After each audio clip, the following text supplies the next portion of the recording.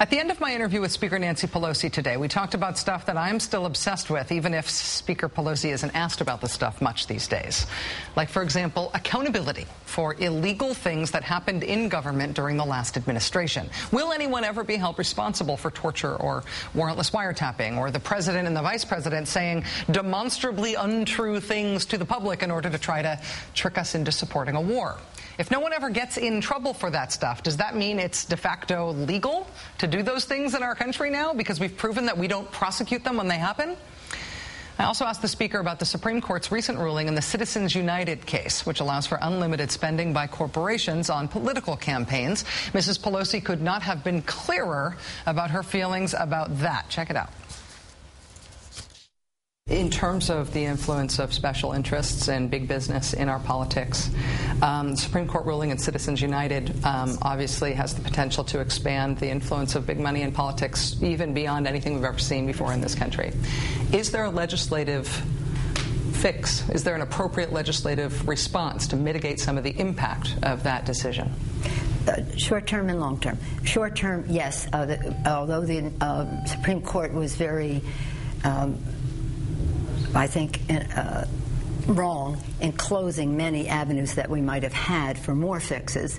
But in any event, to the extent that we can, in terms of stand by your ad and making sure that corporations who are putting money into campaigns have their CEO identifying with that, making sure we cut off the make sure transparency is there between corporations and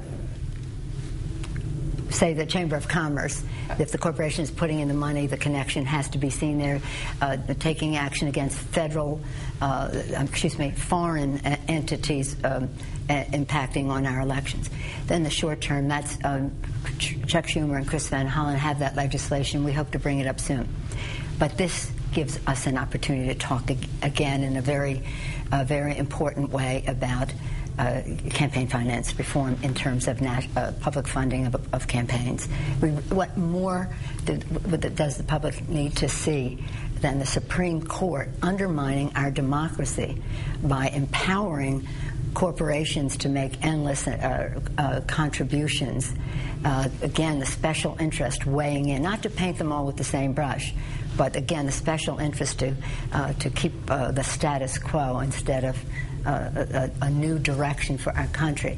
So as one who has for decades, some of them in the Congress, some before, supported public financing of campaigns, hopefully we can come together. I know that Democrats, Republicans, and Independents did not like that Supreme Court decision. I hope that we can build a coalition for public financing of campaigns. It will be so much more wholesome for our country, for the democratic process, and for the attitude that the public would have toward politics. It's again, it's an opening.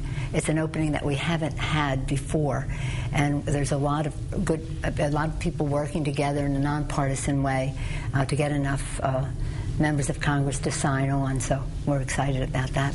And channeling my liberal brethren from across the country, I'm sure people on the left side of the spectrum in particular, but I think you're also right to note independents and conservatives as well will be happy to hear about the prospect for public financing for elections. But let me also ask you about something that I think is very dear to the heart of a lot of American liberals, and it doesn't get a lot of traction across the political board right now, and that's the issue of accountability for things that happened during the Bush administration. Mm-hmm. Torture, warrantless wiretapping, the hijacking of the Justice Department for partisan political purposes, lies being told to the American people about what the intelligence that we had as a country indicated about weapons of mass destruction in Iraq.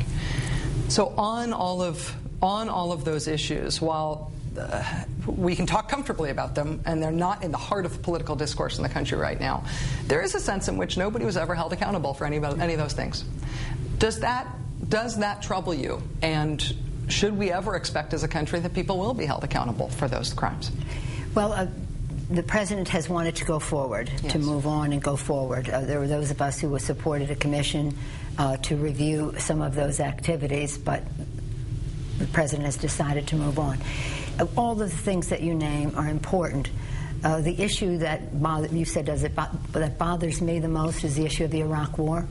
There's so much evidence that there was no reason for us to go into that war at that time, or go into a period. But to think that thousands of lives have been lost, lives affected to the tune of hundreds of thousands, the cost in terms of our military readiness, it has not made our military stronger, in terms of dollars to the Treasury, but again, most of all, loss of lives, our precious treasure, on this war, and there was really no price to pay for it. So when you ask what bothers me about it, yes, all of those things do.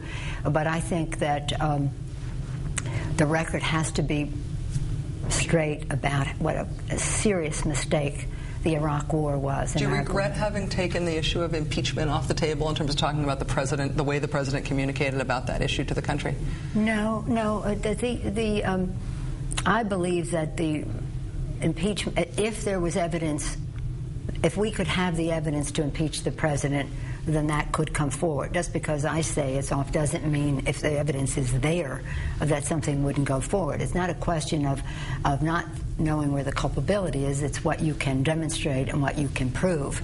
But I do think that those who had a hand in perpetrating not only going to the war, but the misrepresentations to the American people. Every piece of evidence that we have points to the fact that there was no reason in terms of weapons of mass destruction to go into Iraq. Even though we were told that there was. Even though we were told that there were. But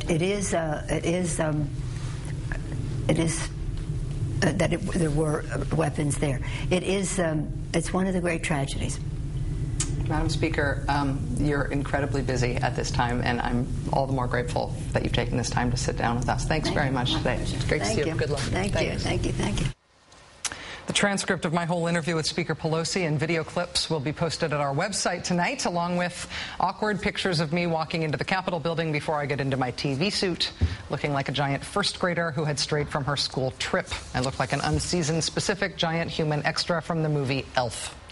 Coming up on Countdown, Keith is back to say why it's crucial to have living wills. And next on this show, something awkward about me and Jerry Falwell. Please stay with us.